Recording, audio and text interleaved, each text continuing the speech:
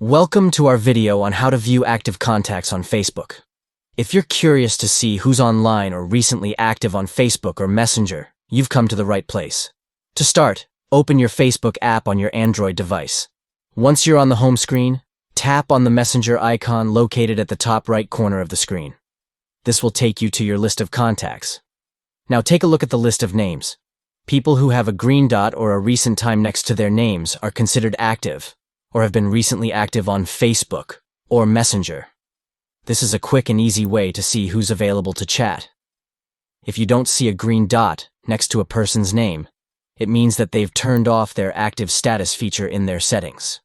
This doesn't necessarily mean they're not using Facebook or Messenger, just that they've chosen to appear offline. And that's all there is to it. By following these simple steps, you can easily view active contacts on Facebook and know who's online or recently active. Thanks for watching.